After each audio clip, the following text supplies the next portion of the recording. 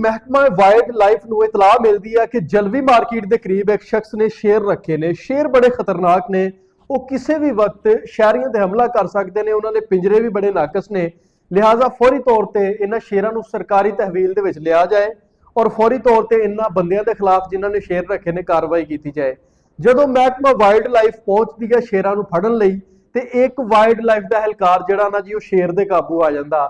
शेर wild life एहलकार ਨੂੰ बुरी तरह ਜ਼ਖਮੀ कर ਦਿੰਦਾ, ਜਿਹੜਾ ਕਿ ਜ਼ਿੰਦਗੀ और मौत ਦੀ ਕਸ਼ਮਕਸ਼ ਦੇ ਅੰਦਰ ਆ ਔਰ ਹਜੇ ਵੀ ਹਸਪਤਾਲ ਦੇ ਵਿੱਚ ਜ਼ੇਰੇ ਇਲਾਜ ਆ। ਹੁੰਦਾ ਕੀ ਹੈ ਜੀ, ਟੀਮ ਨੂੰ ਇਤਲਾਹ ਮਿਲਦੀ ਹੈ, ਟੀਮ ਪਹੁੰਚ ਜਾਂਦੀ ਜਲਵੀ ਮਾਰਕੀਟ ਦੇ ਲਾਗੇ। ਜਦੋਂ ਰੈਸਕਿਊ ਕਰਨ ਲੱਗਦੇ ਨੇ ਉਹ ਸ਼ੇਰਾਂ ਨੂੰ ਮਤਲਬ ਫੜ ਕੇ ਆਪਣੀ ਸਰਕਾਰੀ ਤਹਿਵੀਲ ਦੇ ਵਿੱਚ ਲੈਣ ਲੱਗਦੇ ਨੇ। ਉਹਨਾਂ ਦਾ ਕੋਈ ਆਪਣਾ ਤਰੀਕਾਕਾਰ ਹੁੰਦਾ ਵਾ। ਜਿਹੜੇ ਅਹਿਲਕਾਰ ਹੁੰਦੇ ਨੇ, ਉਹ ਇੱਕ ਅਹਿਲਕਾਰ ਜਦੋਂ ਪਿੰਜਰੇ ਦੇ ਅੰਦਰ ਦਾਖਲ ਹੋਇਆ ਉਹਨੇ जनाब शेर ਨੂੰ ਆਪਣੀ ਮਹਾਰਤ ਦੇ ਨਾਲ ਪਕੜਨ ਦੀ ਕੋਸ਼ਿਸ਼ ਕੀਤੀ ਜਾਂ ਕਿਸੇ ਵੀ ਤਰੀਕੇ ਦੇ ਨਾਲ, ਲੇਕਿਨ ਉਸ ਸ਼ੇਰ ਨੇ जनाब ਫੌਰੀ ਤੌਰ ਤੇ ਉਹਦੇ ਤੇ ਹਮਲਾ ਕਰ ਲਿਆ ਔਰ ਹਮਲਾ ਕਰਨ ਤੋਂ ਬਾਅਦ ਫਿਰ ਬੁਰੀ ਤਰ੍ਹਾਂ ਉਹਨੂੰ ਜ਼ਖਮੀ ਕਰ ਦਿੱਤਾ। ਜਿਹੜੀ ਫੋਟੇਜ ਵੀ ਸਾਹਮਣੇ ਆਈ ਲੇਕਿਨ ਅਸੀਂ ਤੁਹਾਨੂੰ ਦਿਖਾ ਨਹੀਂ ਸਕਦੇ।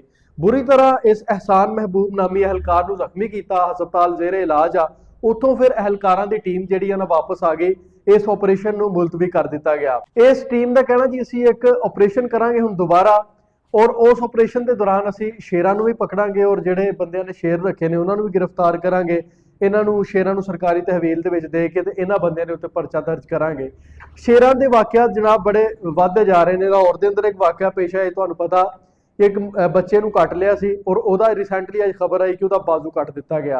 इस तरह के बड़े वाकियात पेश आ रहे ने। अगर तुसीं इस तरह के जानवर रखे ने ते उहनां नूं बकायदा तौर ते लाइसेंस दे नाल और ਉਹ SOPs ਜਿਹੜੀ महकमा वाइल्ड लाइफ दसदा ਉਹਦੇ तहत ਤੁਸੀਂ ਰੱਖੋ। ਇਸ ਤਰ੍ਹਾਂ ਸ਼ਹਿਰੀ ਆਬਾਦੀ ਦੇ ਵਿੱਚ ਕਿਸੇ ਖਤਰਨਾਕ ਜਾਨਵਰ ਨੂੰ ਰੱਖਣਾ ਇਹ ਅਹਿਲੇ ਇਲਾਕਾ ਲਈ ਖਤਰਨਾਕ ਸਾਬਤ ਹੋ ਸਕਦਾ।